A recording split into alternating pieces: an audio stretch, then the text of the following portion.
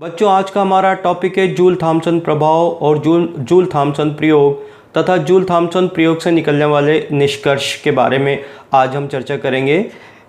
रुद्धोष्म अवस्था में यदि गैसों को एक सरंध्र डाट या पोरस प्लग से होकर उच्च दाब से निम्न दाब की ओर प्रवाहित किया जाता है तो गैस के ताप में कमी हो जाती है। यह प्रभाव जूल थॉम्सन प्रभाव या शीतलन प्रभाव कहलाता है। यानी कि जब गैस उच्च दाब से निम्न दाब की ओर जाती है तो यदि दाबांतर डेल्टा पी हो तो ताप में जो कमी होती है डेल्टा टी, दोनों एक दूसरे के समानुपाती होते हैं और इसी प्रभाव को हम शीतलन प्रभाव के नाम से भी जानते हैं। हाइड्रोजन और हीलियम दो ऐसी गैसें हैं जो जूल थॉम्सन प्रभाव को -80 और -240 डिग्री सेंटीग्रेड ताप पर प्रदर्शित करती हैं। ताप में ये कमी गैस के अणु की गतिज ऊर्जा में कमी होने के कारण होती है। उच्च दाब पर गैस के अणु के बीच वान डेर वाल आकर्षण बल होते हैं। जब गैस का निम्न दाब पर प्रसार किया जाता है तो कुछ ऊर्जा इन वान डेर वाल बलों को समाप्त करने में व्यय हो जाती है। इस प्रकार गैस के अणु की गतिज ऊर्जा में कमी हो जाती है और शीतलन प्रभाव उत्पन्न होता है। आदर्श गैसों की यदि हम बात करें तो आदर्श गैसों में वान डेर वाल नगण्य होते हैं, वान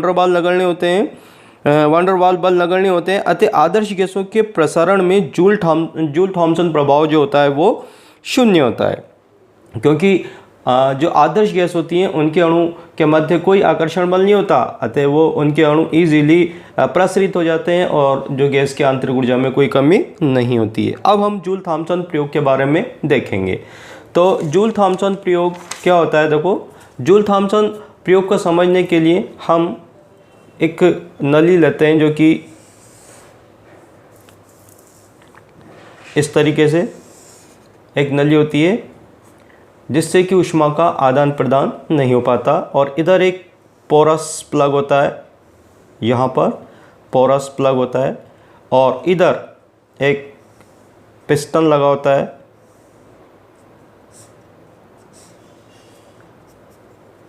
ठीक है, ये इस पिस्टन को ए पिस्टन कह देते हैं हम।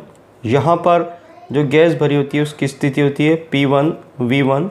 यहाँ पर एक दूसरा पिस्टन होता है B, जो कि इस पोरस स्पॉट से सीधा सटा हुआ होता है, ये लगा हुआ होता है इससे। अब हम ये सरंध्र या पोरस प्लग है ये, ठीक है। अब हम क्या करते हैं कि ये जो गैस है यहाँ पर, इस पर उच्च दाब P1 लगाकर और इस गैस को इस सरंध्र पॉट या पोरस प्लग से हम जो है दूसरी ओर प्रसारित करते हैं रुद्धोष्म रूप से। यानी कि जब गैस इधर से इधर जाएगी तो ऊष्मा का कोई आदान प्रदान नहीं होगा। तो जब गैस इधर जाएगी तो इस पिस्टन पर जो हम यहाँ पर जो दाब लगाते हैं वो P2 बहुत कम होता है, ठीक है। तो जब हम इस पिस्टन A को दाब लगाकर जब हम संपीड़ित करते हैं, देखिएगा ऐसे गैस को संपीड़ित करते हैं, तो ये जो गैस है वो इस सरंध्र पात्र से होती हुई दूसरी ओर जाएगी। तो यहाँ जो पिस्टन होगा A वो इससे सट जाएगा, मतलब पोरस जो ये पॉट है इसके बिल्कुल अड़ जाएगा, पोरस प्लग के अड़ जाएगा। और ये जो पिस्टन जो दूसरी ओर था उसको गैस धक्का मारेगी और ये पिस्टन जो है दूसरी ओर यहाँ पर आ जाएगा और इसकी स्थिति जो होगी अब P2 V2 हो जाएगी, ठीक है। तो यहाँ पर दूसरी ओर जो गैस होगी वो प्रसारित होगी और पिस्टन दूर हट जाएगा। समझ आए बात? यहाँ पर फिर से देखते हैं, यहाँ पर गैस थी प्रारंभ में P1 V1, ए पिस्टन से हमने गैस को संपीड़ित किया, P1 उच्च दाब लगाया, तो दूसरी ओर जो पिस्टन था उस पर गैस धक्का मारेगी और जो गैस होगी वो सरंध्र पात्र से होती हुई दूसरी ओर जाएगी। दूसरी ओर दाब P2 कम है और गैस का आयतन जो अंतिम आयतन है वो V2 हो जाता है। और इस तरीके से जब गैस एक स्थिति से दूसरी स्थिति पर आती है, यानी कि उच्च दाब से निम्न दाब की ओर आती है, तो उसके ताप में कमी हो जाती है, ठीक है। तो ये तो जो है हम जूल थॉम्सन प्रयोग को समझ सकते हैं, ठीक है। अब जूल थॉम्सन प्रयोग में की हम गणना करते हैं। इस प्रयोग में जो सूत्र या जो कार्य इस तंत्र द्वारा किया जाता है उसको हम देखेंगे और उससे हम एक निष्कर्ष निकालेंगे, बहुत इम्पोर्टेंट, ठीक है। तो देखिएगा, यहाँ पहले हम समझें कि इस चित्र में जो पहला जो चित्र है यहाँ पर, इसमें हम जब पिस्टन A को गैस पर दाब लगाते हैं तो यहाँ पर पिस्टन द्वारा गैस पर कार्य किया जाता है, और दूसरी ओर जब यहाँ गैस प्रसरित होती है तो यहाँ गैस पिस्टन पर कार्य करेगी। ठीक है। अच्छा, यहाँ पर जब गैस जब संपीड़ित होती है तो उसका आयतन जो होता है वो पहले V1 होता है, और जब यहाँ पर ये पिस्टन से सट जाता है तो आयतन 0 हो जाता है, यानी कि आयतन V1 से 0 हो जाता है। तो कितना आयतन में परिवर्तन हुआ? V1। ठीक है। दूसरी ओर यहाँ देखें कि पहले यहाँ पर जो दूसरी ओर गैस था वहाँ आयतन 0 था, पर जब गैस प्रसरित होकर दूसरी ओर आती है तो उसका आयतन क्या हो जाता है? उसका आयतन हो जाता है V2, और दाब क्या रहता है? P2। ठीक है। तो पहली वाली स्थिति में दाब P1 रहता है और आयतन जो होता है V1 से 0 हो जाता है, यानी कि आयतन में अंतर V1 होता है। दूसरी स्थिति में दाब P2 रहता है और अब यहाँ आयतन 0 से V2 हो जाता है, तो यहाँ पर जो आयतन में अंतर होता है वो V2 होता है। ठीक है, ये बात हमारे समझने की है। ठीक है। अब हम देखेंगे कि जब पिस्टन A गैस पर कार्य करता है, ठीक है, तो हम देखेंगे पिस्टन A द्वारा गैस पर किया कार्य बराबर दाब कितना था? P1। अपन कार्य कैसे निकालते हैं? P डेल्टा V या P dV। तो P1 तो दाब था और आयतन डेल्टा V कितना हो गया? आयतन जो अंतर हुआ वो V1। ठीक है, बात समझ में आई। अब यहाँ पर चूंकि कार्य जो हो रहा है वो गैस पर किया जा रहा है तो संपीड़न में जो कार्य होता है वो प्लस होता है, तो यहाँ मैं प्लस लगा दूँ। ठीक है। अब दूसरी ओर जो पिस्टन B है, दूसरी ओर जब गैस प्रसरित होती है तो पिस्टन B पर कार्य करती है, तो पिस्टन B पर गैस द्वारा किया गया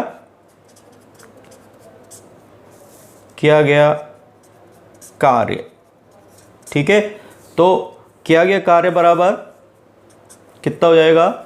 यहाँ देखें अपन, पिस्टन B पर गैस द्वारा किया गया कार्य वही दाब दूसरी ओर क्या रहता है? P2, और आयतन 0 से V2 होता है तो आयतन में अंतर V2, और चूंकि यहाँ पर गैस कार्य करती है इसलिए माइनस। ठीक है।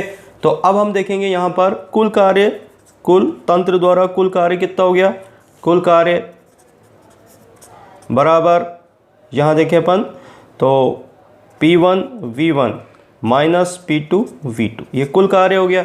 ठीक है, बात समझ में आ रही है। अब देखेंगे अपन यहाँ पर ये जो कार्य हो गया वो W के बराबर हो गया। अब ऊष्मागतिकी के प्रथम नियम से हम देखें तो ऊष्मागतिकी के प्रथम नियम से यदि हम देखें तो हम इसको इस तरीके से लिख सकते हैं, डेल्टा E या डेल्टा U जो होता है वो Q प्लस W के बराबर होता है। ठीक है, ये ऊष्मागतिकी का प्रथम नियम। अब चूंकि यहाँ पर जो Q होता है वो 0 होता है क्योंकि रुद्धोष्म रूप से गैस प्रसरित होती है, ऊष्मा का कोई आदान प्रदान नहीं होता, तो Q का मान हम 0 पुट कर देंगे। Q का मान 0 पुट कर देंगे तो हम क्या लिख सकते हैं यहाँ पर, which implies that delta E is equal to W।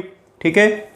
अब यहाँ पर देखें हम, यदि गैस की अंतिम और प्रारंभिक स्थिति की जो आंतरिक ऊर्जा है वो E2 और E1 हो तो डेल्टा E बराबर क्या हो जाएगा? E2 minus E1 is equal to, यहाँ पर देखें W कुल कार्य कितना है, यहाँ देखेंगे P1 V1 minus P2 V2, ये कुल कार्य के बराबर हो गया। ठीक है। अब हम इसको पक्षांतरण कर देते हैं इसका, देखिएगा तो हमारे पास जो इक्वेशन आई उसको हम इस तरीके से लिख दिया। ये हमारी जो इक्वेशन है E2 माइनस E1, ठीक है, E2 minus E1 is equal to P1 V1 minus P2 V2। ठीक है, बात समझ में आ रही है। अब देखिएगा आप इसको P2 V2 को E2 के पास ले आते हैं तो E2 यहाँ लिख सकते हैं अपन E2 plus P2 V2 is equal to E1 को उधर ले जाते हैं तो हम लिख सकते हैं E1 प्लस P1 V1। ठीक है, तो इस तरीके से हमारे पास एक समीकरण आ गई, E2 plus P2 V2 equal to E1 plus P1 V1। अब देखो E प्लस PV क्या होती है? एंथैल्पी, H तंत्र की एंथैल्पी होती है E प्लस PV, तो ये हो गया H2, E2 plus P2 V2 equal to E1 plus P1 V1 को हम लिख देंगे H1, या H2 minus H1 equal to 0। ठीक है, या डेल्टा H इक्वल टू 0। ठीक है, तो इस तरीके से हमने एक महत्वपूर्ण निष्कर्ष निकाला कि जूल थॉम्सन प्रयोग में, अर्थात जब किसी गैस को रुद्धोष्म रूप से उच्च दाब से निम्न दाब की ओर प्रसारित किया जाता है तो तंत्र की एंथैल्पी में कोई परिवर्तन नहीं होता, ये एक महत्वपूर्ण निष्कर्ष है जो कि जूल थॉमसन प्रयोग के द्वारा निकाला जा सकता है। तो आपके परीक्षा में पूछा जाता है कि जूल थॉमसन प्रभाव क्या होता है, तो पहला आप जूल थॉमसन जो प्रभाव उसको परिभाषित करेंगे, फिर जूल थॉमसन प्रयोग का वर्णन करेंगे कि जूल थॉमसन प्रयोग क्या होता है। फिर उसके बाद आपसे पूछा जा सकता है कि जूल थॉमसन प्रयोग में कौन सी राशि परिवर्तित नहीं होती, तो आपका आंसर होगा डेल्टा एंथैल्पी है वो परिवर्तित नहीं होती, या डेल्टा एच का मान होता है वो 0 होता है। तो इस तरीके से हम किसी भी क्वेश्चन का आंसर आराम से दे सकते हैं। धन्यवाद।